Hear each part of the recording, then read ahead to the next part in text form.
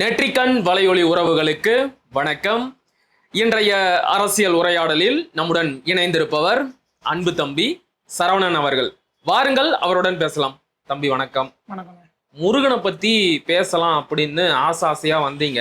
ஆனா உங்களை பிடிச்சி ஒரு முக்கியமான தீர்ப்பை பத்தி பேசுறதுக்காக உட்கார வச்சுட்டேன். என்னன்னா, நம்முடைய மாண்புமிகு மரியாதைக்குரிய தமிழ்நாட்டின் முதலமைச்சர் இல்ல, இதெல்லாம் சொல்லணும். இல்லன்னு வச்சுக்கோங்க, கமெண்ட் செக்ஷன்ல வந்து கடிப்பாங்க. தேவையா உங்களுக்கு? இல்ல, இத தியேட்டர்ல எல்லாம் போட ஆரம்பிச்சிட்டாங்களே, தலையெழுத்து. சரி, ஓகே, சொல்லிடுவோம். மாண்புமிகு மரியாதைக்குரிய தமிழ்நாட்டின் முதலமைச்சர் சி ஜோசப் விஜய் அவர்கள் சமீபத்துல கரூருக்கு போயிருந்தாரு. அப்ப கரூர் கூட்ட நெரிசலில் சிக்கி உயிரிழந்தவர்களோட குடும்பத்திற்கு ஆறுதல் பரிசாக அரசு வேலையை வாரி வழங்கி இருந்தாரு. அப்படி கொடுக்கப்பட்ட அரசு வேலையை மதுரை உயர்நீதிமன்றம் ரத்து செய்து இன்றைக்கு உத்தரவிட்டு இருக்கு. இன்னும் ஜட்ஜ்மெண்ட் காப்பி வரல. ஆனா வந்து இந்த பணி நியமனம் என்பது செல்லாது, விபத்துல சிக்கி உயிரிழந்தவர்களுக்கு அரசு வேலை கொடுக்க கூடாது அப்படின்னு சொல்லி நீதிமன்றம் சொல்லி இருக்கு. இன்னும் இதுல கூடுதல் சிறப்பான தகவல் என்ன அப்படின்னா, இந்த வழக்கை தொடுத்தது நாம் தமிழர் கட்சி. நாம் தமிழர் கட்சியின் வழக்கறிஞர் பாசறையை சேர்ந்த அண்ணன் தீரன் திருமுருகன் தான் இந்த வழக்க போட்டாரு. இப்ப அதுல வெற்றியும் பெற்று இருக்கிறாரு. நீங்க இதை எப்படி பாக்குறீங்க? இல்லை, நான் இப்போ அண்மையில் மதுரையில் போய் பயணப்பட்ட நேரத்தில் அண்ணன் தீரன் திருமுருகனை பார்க்கணும்னு நினச்சேன். அவர் ஒரு பக்கம் ஓடிட்டு இருப்பாரு, நம்ம ஒரு பக்கம் வேலையாக தான் மதுரைக்கே போகிறோம். நம்ம வந்து கொஞ்ச நேரம் ஃப்ரீயாக இருக்கிறதுக்கான வாய்ப்பு கூட இருக்குது. அதனால் அவரை பார்க்க முடியலங்கிறது வருத்தம். ஆனால் அதே நேரத்தில் அவருடைய வேலைகள் வந்து நமக்கு ஒவ்வொரு விஷயமும் நமக்கு தெரியும் போது ரொம்ப நல்லா இருக்கு. அவருடைய செயல்பாடுகள் தொடரணும். அவர் கட்சிக்கு வெளியே இருந்தப்போ நான் நினச்சது அதுதான், கட்சிக்குள்ள வந்துட்டு நல்லா இருக்கும், கட்சிக்குள்ள வந்து நல்ல செயல்பாடுகள் வந்து அது கட்சியை வந்து இன்னும் மேன்மைப்படுத்துறான்னு நினைச்சேன். அது நல்ல விஷயம்தான். முதல்ல இந்த மாதிரி விபத்துகள் அல்லது முக்கியமான பிரச்சனைகள்ல மரணித்தவர்களுக்கு அரசு வேலை கொடுக்க கூடாது அப்படிங்கிறது இந்திய நீதிமன்றங்கள் இருக்கக்கூடிய நிலைப்பாடா அப்படின்னு ஒரு கேள்வி இருக்கதான் செய்யுது. நம்ம இல்லைன்னோ ஆமானோ அதுல முழுசா எந்த ஒரு இடத்துக்கும் போயிட முடியாது.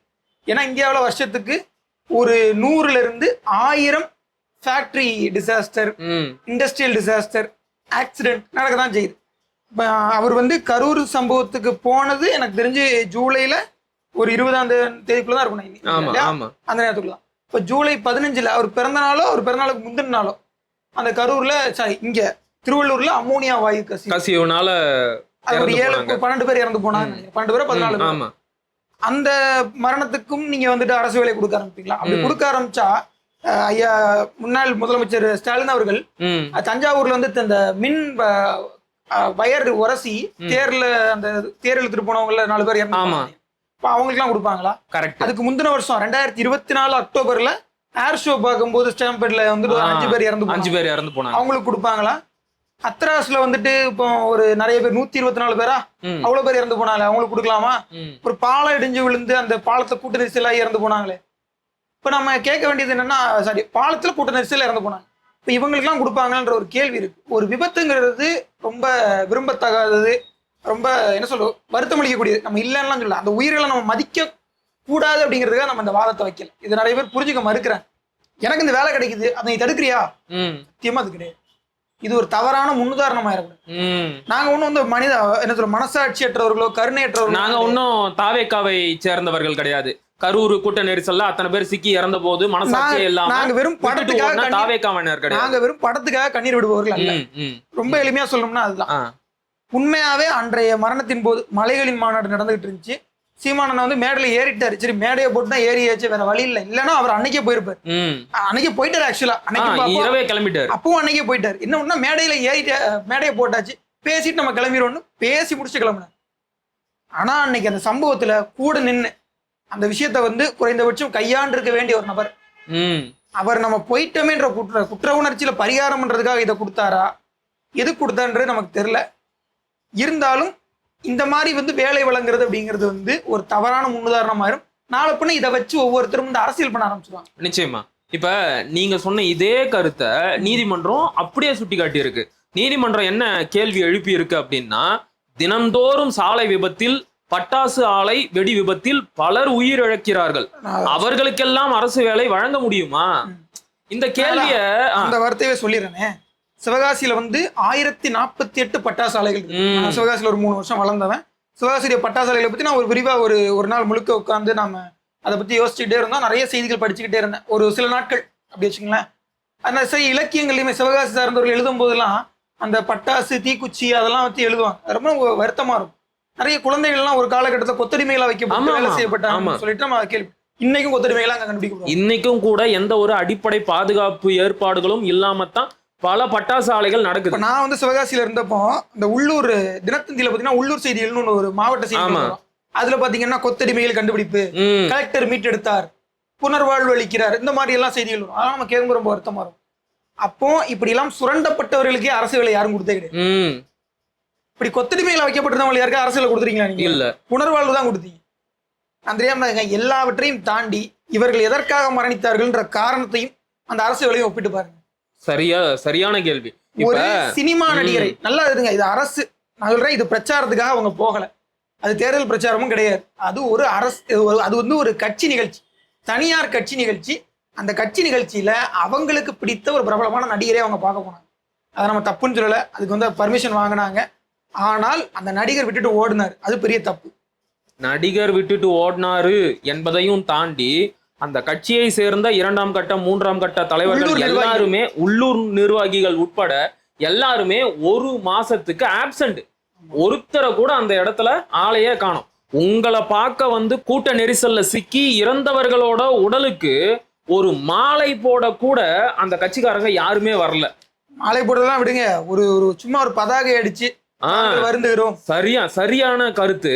இப்ப இந்த கரூர் கூட்ட நெரிசல் சம்பவம் ஏற்பட்ட பிறகு இப்ப நீங்க சொன்னீங்கல்ல, சமீபத்துலதான் வந்து முதலமைச்சர் வந்து மறுபடியும் கரூருக்கு போனாரு.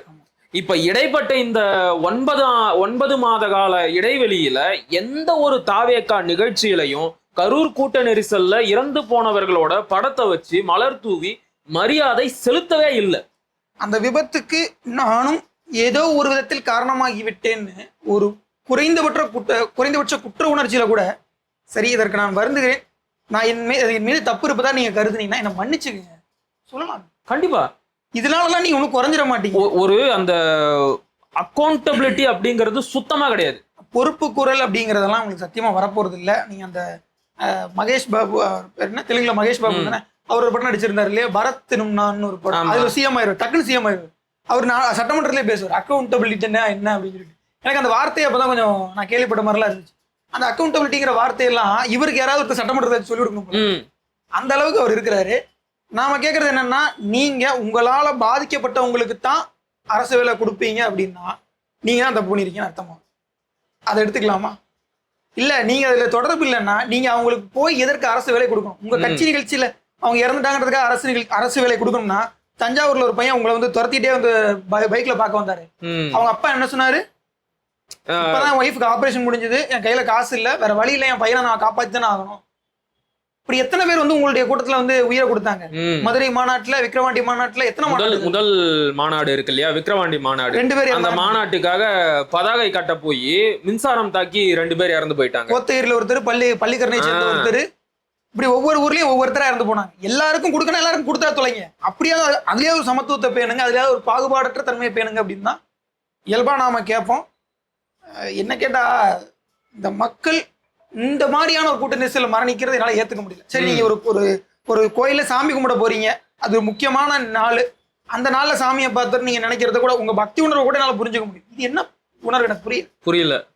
ஜெயலலிதாவுடைய அம்மையார் ஜெயலலிதா அவருடைய காலகட்டங்கள்ல சென்னையில அதை கூட நான் விட்டுறேன், சென்னையில வந்து இந்த வெள்ள நிவாரண பொருட்கள் இருக்கா 2004 நினைக்கிறேன், அப்போ ஒரு 50 பேர் இறந்து போனாங்க. எதுக்காக? வெறும் 2000 ரூபாய் காசு, ஒரு சேலை, ஒரு பால் பாக்கெட், ஒரு அரிசி பை, 5 கிலோ அரிசி பை. இப்படி ஒரு குறைந்தபட்ச நிவாரண பொருட்கள் 2000 ரூபாய் நிவாரண பொருள் வச்சு என்ன பண்ணுவான்? எவ்வளவு வீட்டுல வந்து நாசமாயிருக்கும். 2000 ரூபாய் செலவு சரி பண்ணிடுவானா? அன்னைக்கு 2000 ரூபாங்கிறது கூட கொஞ்சம் ஓரளவு ஒரு சின்ன ஒரு நிவாரணமா இருந்திருக்கும். அதெல்லாம் வாங்குறதுக்கு கியூல நின்று அந்த நெரிசல செத்து போனான். அவன் சாவுக்கு நீங்க கொடுக்குறீங்களா? சூப்பர். அந்த மக்களுக்கு நீங்க கொடுக்குறீங்கன்னா அதுல ஒரு நியாயம் இருக்கு. இவங்க யார் எனக்கு புரியல. அப்போ உங்களுடைய அந்த திரைமுகத்தினால் எத்தனை பலிகள் கொடுத்தாலும் சரி, அந்த பலிகளுக்கெல்லாம் ஈடு கொடுக்கும் விதமா நீங்க ஒண்ணு கொடுத்துருவீங்கன்னா அது எனக்கு அசிங்கமா இருக்கே. கரெக்ட். இப்ப நீங்க ரொம்ப நேரமா விளக்கி சொன்னீங்க இல்லையா, பொறுப்புணர்வு. பொறுப்பு நீங்க தான் அந்த விபத்துக்கே மூல காரணம், நீங்க தான் திட்டம் போட்டு அத்தனை பேரை கொன்னீங்க அப்படின்னு இங்க யாருமே சொல்லல. ஆனா அந்த கூட்ட நெரிசல் ஏற்பட்டது உங்களாலதான். உங்களை பார்க்க வந்துதான் அத்தனை பேர் கூட்ட நெரிசல்ல சிக்கி இறந்து போனாங்க. அவ்வளோ பெரிய கூட்டத்தை கூட்ட முடிஞ்ச உங்களால அந்த கூட்டத்தை சரியா ஹேண்டில் பண்ண முடியல. வந்த மக்களுக்கு போதுமான அடிப்படை வசதிகள் எதையுமே நீங்க ஏற்படுத்தி தரல. இந்த மாதிரியான அடுக்கடுக்கான குற்றச்சாட்டுகளையும் விமர்சனங்களையும் இந்த கரூர் சம்பவம் நடந்த போதே நாம சொன்னோம். ஆனா அக்கௌண்டபிலிட்டி நீங்க சொல்றீங்க இல்லையா, அந்த தார்மீக பொறுப்பு, சரி தெரிஞ்சோ தெரியாமலையோ என்ன பார்க்க வந்துதான் இறந்துட்டாங்க, இதுக்காக நான் வருந்துறேன், வருத்தப்படுறேன், மன்னிப்பு கேட்டுக்கிறேன் அப்படின்னு சொல்கின்ற அந்த அடிப்படை அக்கௌண்டபிலிட்டி உணர்வு இருக்குல்ல, அது வெளிப்பட்டுடுச்சுன்னா இவங்க மேல தப்பு இருக்கிற மாதிரி ஆயிரும். இப்ப நம்ம சொன்னோம்ல இவங்க சரியா ஏற்பாடு எல்லாம் செய்யல அப்படின்னு, அது உண்மைன்னு ஏத்துக்கிட்ட மாதிரி ஆயிரும். அது நடக்கவே கூடாது. அப்படிங்கறதுனால தான் இன்னைக்கு வரைக்கும் கூட எங்க மேல எந்த தப்பும் இல்லை. அன்றைக்கு ஆளுங்கட்சியாக இருந்த திமுக தான் திட்டம் போட்டு இந்த ஒரு அசம்பாவிதத்தை ஏற்படுத்திட்டாங்க. இப்ப சமீபத்துல பொதுப்பணித்துறை அமைச்சர் ஆதவ் அர்ஜுனா மேடையில ஓப்பனா பேசுறாரு, காவல்துறையை வச்சு திட்டமிட்டு மக்களை கொன்னு குவிச்சிங்க அப்படிங்கிறாரு. என்ன நினைப்புல அவர் இப்படி பேசுறாருன்னு தெரியல. இன்னைக்கு நீங்க தான் வந்து இந்த அரசு இயந்திரத்தை கட்டுப்படுத்துருவாங்க. ஜென்சி புரட்சி வெடிக்கட்டும்,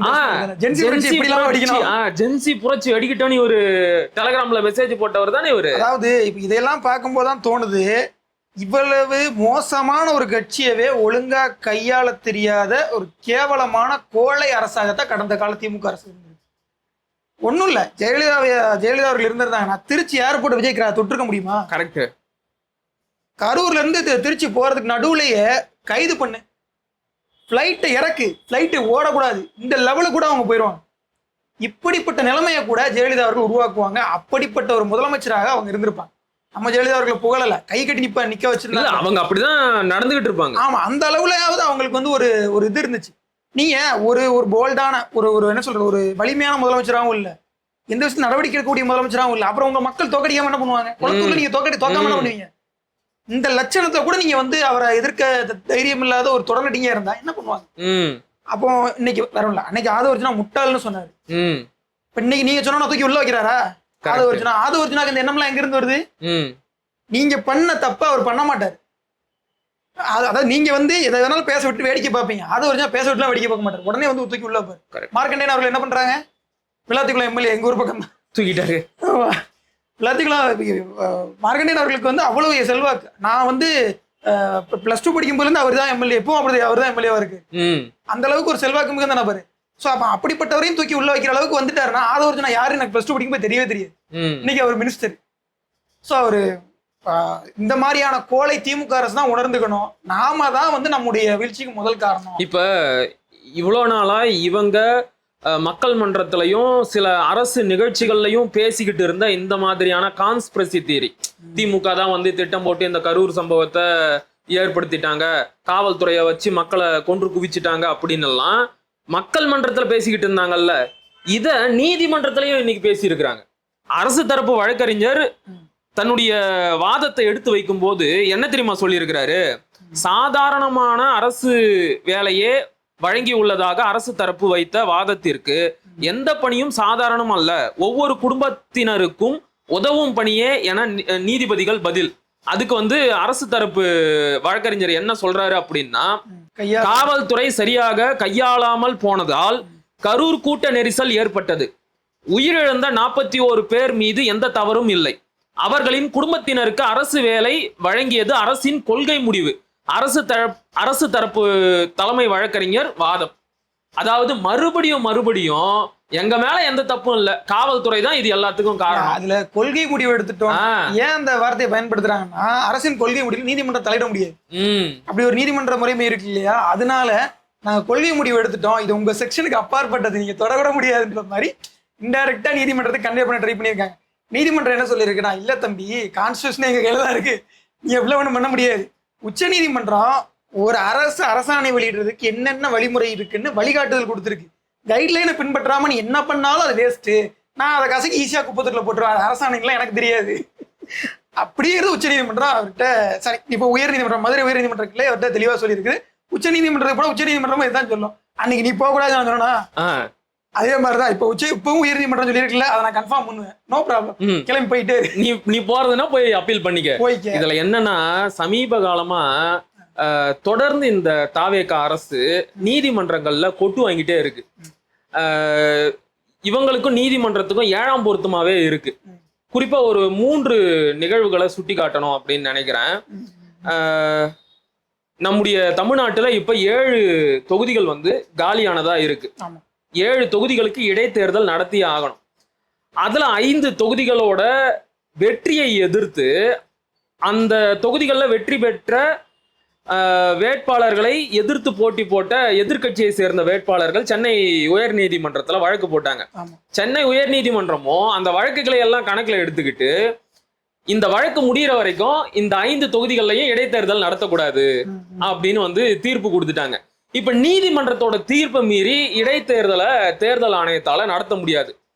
எப்படியாச்சும் குதிரை பேரம் நடத்தி அதிமுகவோட சட்டமன்ற உறுப்பினர்களை தான் பக்கம் இழுத்து தனி பெரும்பான்மையை அமைச்சிடணும், இந்த கம்யூனிஸ்ட் கட்சி விசிக ஐயுஎம்எலோட பிக்கல் பிடுங்கல்ல இருந்து தப்பிச்சிடணும்னு நினைச்ச விஜயோட அந்த எண்ணத்துல நம்ம சென்னை உயர்நீதிமன்றம் ஒரு லோடு மண் அள்ளி கொட்டியிருக்கு. இது ஒண்ணு. அடுத்தபடியாக இந்த பழனி கோவில் நில விவகாரம், 100 கோடி ரூபாய் மதிப்புள்ள நிலத்தை 2 கோடி ரூபாய்க்கு கரையை முடிச்சுட்டாங்க. கரையை முடிச்சவங்க அறநிலையத்துறை அமைச்சர் ரமேஷோட பினாமிகள் அப்படிங்கிற ஒரு குற்றச்சாட்டு, அவதூறு, வதந்தி ஏதோ ஒண்ணு எழுந்தது. அது பெரிய டாக்கா ஓடின உடனே நம்ம பத்திரப்பதிவுத்துறை அமைச்சர் லோகேஷ் தமிழ்ச்செல்வனும் அமைச்சர் அறநிலையத்துறை அமைச்சர் ரமேஷும் சேர்ந்து செய்தியாளர் சந்திப்புல அப்படிலாம் எங்களுக்கு எந்த ஒரு சொந்தக்காரங்களும் கிடையாது, இந்த மாதிரியான செய்திகளை எல்லாம் இப்பதான் நான் கேள்விப்படுறேன், இது வெறும் வதந்தி அப்படின்னு பதில் சொன்னார். முடிஞ்சு போச்சு. ஒரு குற்றச்சாட்டு உங்க மேல வைக்கப்படுது, நீங்க அதை மறுத்துட்டீங்க. இவர் என்ன பண்ணிட்டாருன்னா ஒரு படி மேல போய் இப்படியெல்லாம் அரசுக்கு எதிராக அவதூறு பரப்புறவங்களை நிச்சயமா நான் சட்ட நடவடிக்கை அரசு எப்படி கையாளுமோ அப்படி அரசு எப்படி கையாளுமோ அப்படி கையாளும், சட்ட நடவடிக்கைக்கு உட்படுத்துவேன் அப்படின்னாரு. 2-3 பேரை கைதும் பண்ணாங்க. அவங்கள ரிமாண்ட் பண்றதுக்கு நீதிமன்றத்துக்கு போயிருக்கிறாங்க. இந்த மாதிரியான வழக்குகள் எல்லாம் புலன் விசாரணைக்கு உட்படுத்துற அளவுக்கு பெரிய குற்றம் கிடையாது. ஜனநாயகத்துல மாற்று கருத்துக்கும் மதிப்பு இருக்கு. அதனால இந்த ரிமாண்டை எங்களால ஏத்துக்க முடியாது, நாங்க எங்களுடைய சொந்த ஜாமீன்ல இவரை விடுவிக்கிறோம் அப்படின்ட்டு. இது 2வது கொட்டு.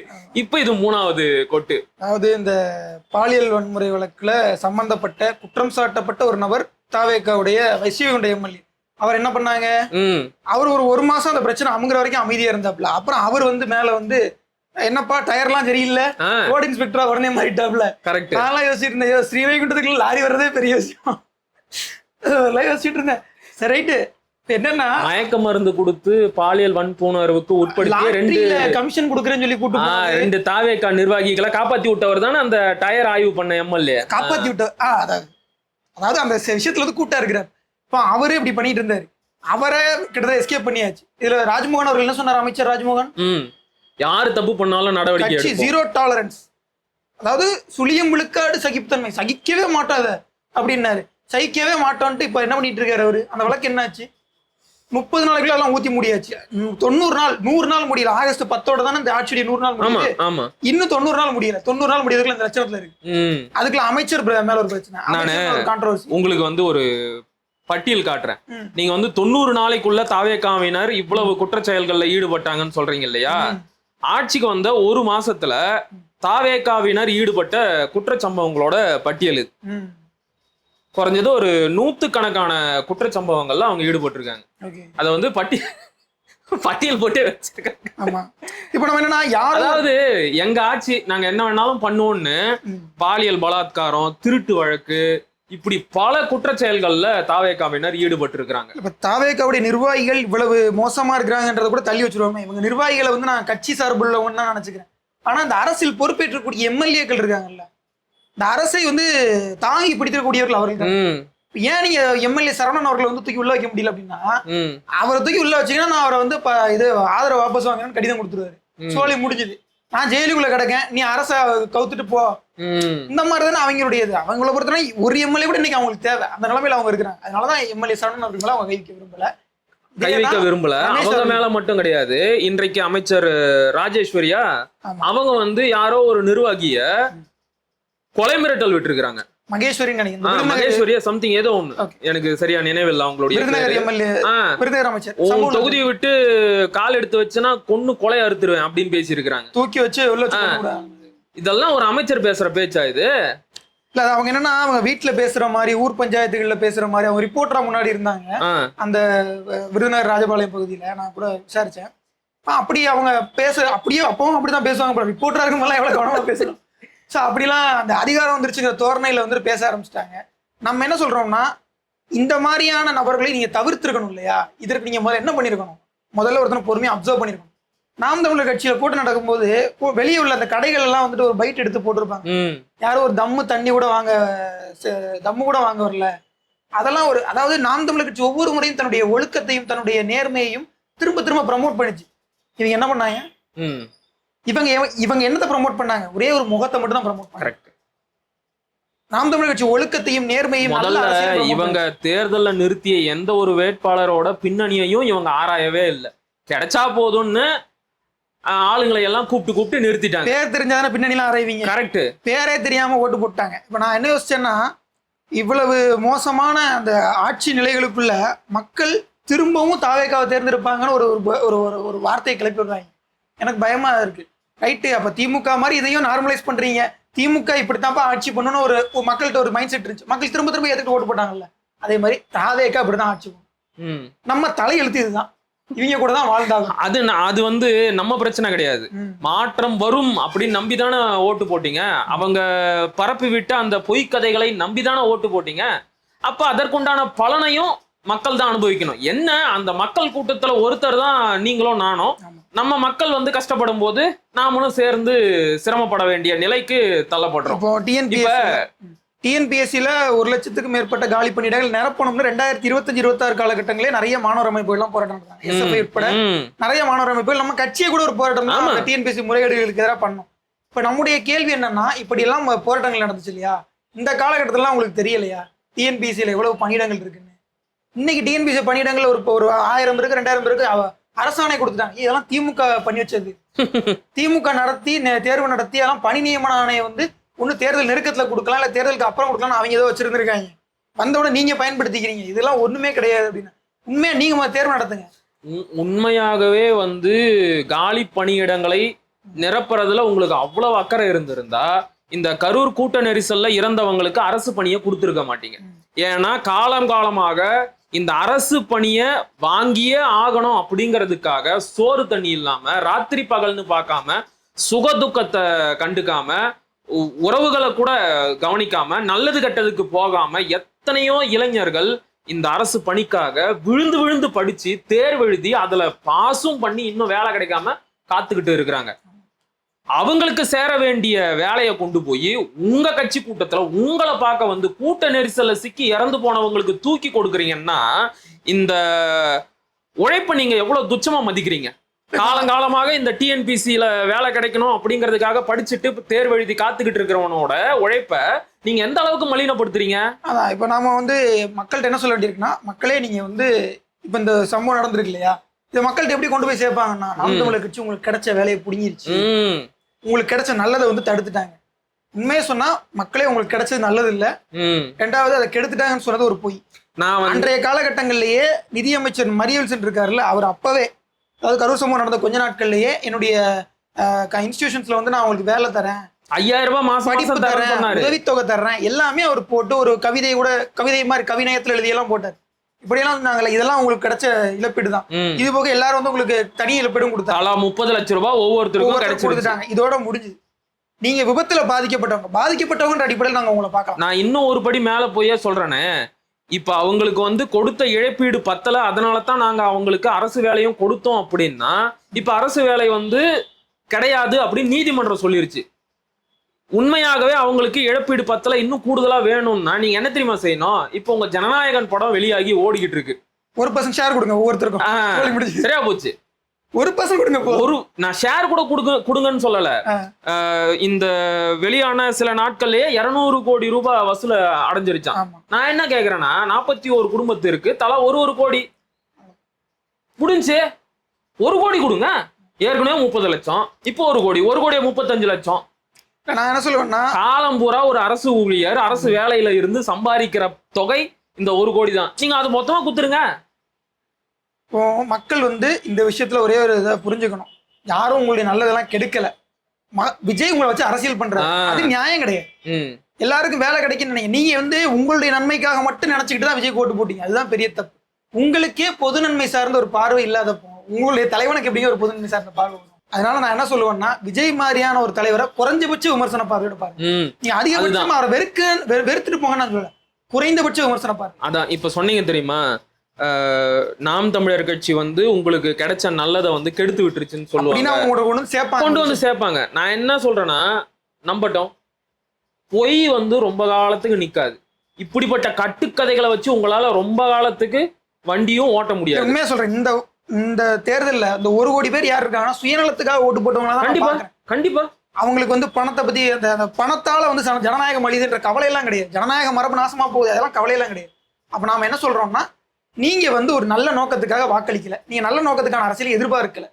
அப்ப உங்களுக்கு நன்மை வந்து அடைஞ்சிருச்சுன்றது மட்டும் எப்படி செய்ய, உங்களுக்கு லாபம் வந்துடுச்சுன்னு சொல்லுங்க, அது நியாயம். உங்களுக்கு லாபம் கிடைச்சிருக்கு, அவ்வளவுதான். ஆமா. 2வது, இது வந்து திமுக தான் வந்து நாம் தமிழர் கட்சி பின்னாடி இதை தூண்டி விட்டுருச்சு.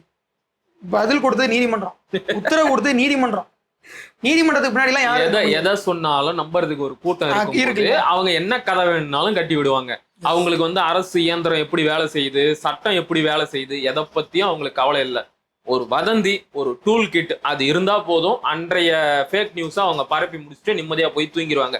ஆனா இந்த அநீதிகள் வந்து ரொம்ப நாளைக்கு நீடிக்காது. ஏன்னு சொல்ல, அடுத்தடுத்து தலைவர்கள் வந்து தமிழ்நாட்டுல உருவாக்கிட்டு இருக்கிறாங்க வேகமா. தெரியுமா உனக்கு? தெரியலையா? தமிழ் இன தலைவரே மறந்துட்டியா நீ? எனக்கு பெருமை சேர்க்கிற மாதிரி செயல்படுங்க. இந்த தமிழ்நாட்டோட இந்த தமிழ் இனத்தோட நிலைமைய நினைச்சு பார்த்தா ரொம்ப கேவலமா இருக்கு. அதாவது இந்த தனுஷ் வந்து அடுத்த தலைவரா உருவாக்கிட்டு இருக்கிறாரு போல. அவருக்கு அந்த ஆசை இருக்குன்றது இந்த நல்லா தெரியுது, நேற்றைய பேச்சிலேயே தெரியுது. ரஜினியுடைய 2வது படமா முதல் படமா இந்த பாரஞ்சித்து கூட ஒரு படம் பண்ணியிருந்தாரு. ஒன்றரை பார்ல வந்துட்டு அது ரிலீஸ் ஆகும்போது இவருடைய தானே ஒன்றரை பார் எல்லாமே. அப்ப அதுல அவர் பேசும்போது ஒரு அரசியல் ஆசையோட தான் பேசினார். மாமனாருடைய தோல் மேல ஏறி ஒரு அதிகாரத்தை பிடிச்சிடலான்றது அன்னைக்கு. ஏன்னா அப்ப கொரோனா டைமுக்கு முன்னாடி அது வந்து ரஜினி அரசியலுக்கு வர மாதிரி ஒரு பேச்செல்லாம் இருந்துச்சு இல்ல, அதை வச்சு அதை பிடிச்சதான் நினைச்சாரு. அதுக்கு பிறகு இப்போ அவங்க டைவர்ஸ் ஆகி அந்த குடும்பத்தோட உறவுலாம் இதாகி இப்போ இவருக்கே நேரடியாக வந்துடலாம். 2வது, விஜய் வெற்றி பெற்றது வந்து பலருக்கும் ஒரு அரசியல் ஆசையை கிளப்பி விட்டுருச்சு இல்ல. நல்ல வேலை அந்த அமிதாப் பச்சனை வந்து ராஜீவ்காந்தி அன்னைக்கு என் கட்சிக்குள்ள எம்பி ஆகி நிறுத்து எம்பி ஆகக்கூடாது சேர்த்து அவரே இதை பண்ணிட்டாரு. இப்போ நம்ம சொல்ல வேண்டியது என்னன்னா, அன்னைக்கே காங்கிரஸ் வந்து விஜய் கட்சியில சேர்த்துருக்கலாம். நீ வந்து தனுஷோட நிறுத்திக்கிட்ட. இன்னொருத்தரை இன்னைக்கு அறிவிப்பு விட்டு இருக்கிறாரு. யாரு? நம்ம விஷாலு. இனி நம்ம போக போற பாதை நேர் பாதை, நேர் வழியில தான் நம்ம போக போறோம், ஒரு மாற்றத்தை கொண்டு வர போறோம் அப்படின்னு சூசகமா அவருடைய அரசியல் வருகைக்கான தொடக்க புள்ளிய பிள்ளையார் சுழிய போட்டு இருக்கிறார். ஆர்கே நகர்ல ஒழுங்கா அஃபிடவிட் தாக்கல் பண்ணீங்களா? அதான் என்னன்னா, தமிழ்நாட்டு மக்களை வந்து இவங்க எவ்வளவு மலினமா எடை போட்டிருக்கிறாங்க பத்தியா. ஆமா, அதான் என்ன ஒரு நடிகனோட வெற்றி எத்தனை நடிகர்களுக்கு வந்து அரசியல் ஆசையை தூண்டி விட்டுருக்கு பாத்தியா. ஒரு பணம் வந்து உயிர் தெளிந்துருச்சுன்னா உடனே எல்லா பணத்துக்கும் உயிர் வேணுங்கிற அந்த துடிப்பு வந்துருச்சு. அது மாதிரி இருக்கு. சரி பார்ப்போம் எத்தனை பணங்களை தான் அடிச்சு ஒரு வெட்டியா வந்து கூச்சமே இல்லாம தமிழ் இன தலைவரே அப்படின்னு பதாகை வைக்கிறீங்களே. இந்த தமிழ் இனத்துக்கு தனுஷ் வந்து அப்படி என்ன பெருசா சாதிச்சிட்டாரு, என்ன பெருசா வந்து சம்பாரிச்சு கொடுத்துருக்கிறாரு? படத்தில் நடிச்சாரு, தேசிய விருதுகளை பெற்று கொடுத்தாரு. அதை தாண்டி அதெல்லாம் அவருடைய திரை சாதனை, மக்களுக்கான சமூக சேவை எல்லாம் அது கிடையாது. அத வந்து 2வது, இவங்க எல்லாம் அரசியலுக்கு வரணும்னு ஆசைப்படுறாங்கல்ல. இது வரைக்கும் மக்கள் பிரச்சனைகளுக்காக இவங்க எத்தனை முறை குரல் கொடுத்துருக்குறாங்க. ஏதாச்சும் ஒரு மக்கள் பிரச்சனையில ஒரு ஸ்டாண்ட் எடுத்து, இதுதாங்க என் ஸ்டாண்டு, என் ரசிகர்கள் எல்லாம் இந்த நிலைப்பாட்டில இருந்து மக்களுக்காக போராடணும் அப்படின்னு என்னைக்காச்சும் அவங்க பேசியிருக்கிறாங்களா? எதையும் பேச மாட்டாங்க. ஆனா ஒரு உச்சத்தை அடைஞ்ச உடனே அந்த ஃபேமை பயன்படுத்தி அப்படியே அரசியலுக்கு மட்டும் வந்துடணும். எல்லாரும் வந்து இவங்களுக்கு ஓட்டு மட்டும் போட்டுடணும். எப்படி இது? அப்ப காலங்காலமாக இந்த மக்களுக்காகவே உழைத்து பாடுபட்டு தங்களுடைய சொத்து பத்துக்களை எல்லாம் இழந்த அரசியல் தலைவர்கள் எல்லாம் கேனப்பயலா எல்லாம் மாறிடுறாங்க. ஐயா நல்ல கண்ணு தன்னுடைய வாழ்நாள் கடைசி வரைக்கும் இந்த மக்களுக்காக பாடுபட்டார். இறுதி காலத்துல கூட தாமிரபரணியில நடக்கிற ஆற்று மணல் கொள்ளையை எதிர்த்து போராடினாரு, வழக்கு நடத்தினாரு. தனக்குன்னு 6 அடி நிலம் கூட சொந்தமா இருக்கக்கூடாதுன்னு தான் உடம்பையே வந்து மருத்துவ ஆராய்ச்சிக்கு கொடுத்துட்டு போன அந்த மனுஷன்லாம் வாழ்ந்து மறைஞ்ச இந்த மண்ணுல வெறும் நடிப்பை மட்டுமே மூலதனமா வச்சு நடிகர்கள் வந்து இப்ப தமிழ்நாட்டு அரசியலுக்கு படம் எடுக்கிறாங்க. மக்களின் தகுதிக்கு ஏற்ற ஒரு ஒரு தலைவர்கள் தான் கிடைப்பாங்க, ஆட்சி தலைவர் தான் கிடைப்பாரு. அப்படி ஒருத்தர் தான் கிடைச்சிருக்காரு நினைக்கிறேன். மக்கள் தங்களை தகுதிப்படுத்திக்கணும், தலைவர்களை போய் நீங்க தகுதிப்படுத்திக்க. அதனால நீங்க முதல்ல ஒழுங்கா அப்புறம் உங்களுக்கு இருந்து அவங்க ஒன்னும் தகுதி அடையிற மாதிரியே தெரியல. சோ அதுக்கு இது ஒரு உதாரணம். நம்ம திரும்ப திரும்ப சொல்றது விடயம் மட்டும்தான்.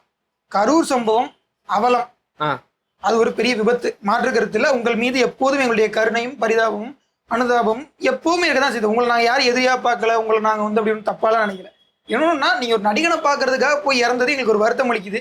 இப்படி செய்திருக்க கூடாதுன்னு உங்களுடைய அண்ணன் தம்பியை அப்படி சொல்லுவோமோ அந்த மாதிரி சொல்றோம். மற்றபடி உங்களுக்கு அரசு வேலை கிடைக்கிறதுங்கிறது அது ஒரு நியாயமான செயல்பாடு இல்லை, அதான் சொல்றோம். மற்றபடி வந்து அது நீங்க வேண்டாம், நீங்க நல்லா ஆயிடக்கூடாது, நீங்க நல்லா வந்துடக்கூடாதுன்றக்காக உங்களை நாங்க அப்படி சொல்லல. இது திரும்ப திரும்ப சொல்ல வேண்டியதா இருக்கு. உங்களுக்கு வந்து நாங்க ஒண்ணு கெடுதல் நினைக்கல, நியாயமா அது உங்களுக்கு சேர வேண்டியது கிடையாது.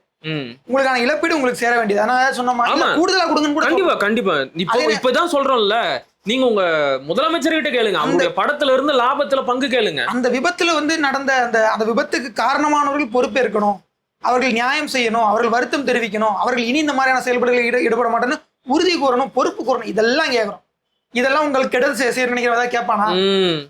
அப்போ நீங்க வந்து பொது நன்மைக்காக படுங்க. நீங்க உங்களுக்கு நடந்த ஒரு அவலம் மற்றவர்களுக்கு நடக்கக்கூடாதுன்ற அடிப்படையில் இதை யோசிங்க. அப்படின்னு பல சிறப்பான கருத்துக்களை பகிர்ந்துகிட்டீங்க தம்பி, மிக்க நன்றி, மகிழ்ச்சி. நன்றி.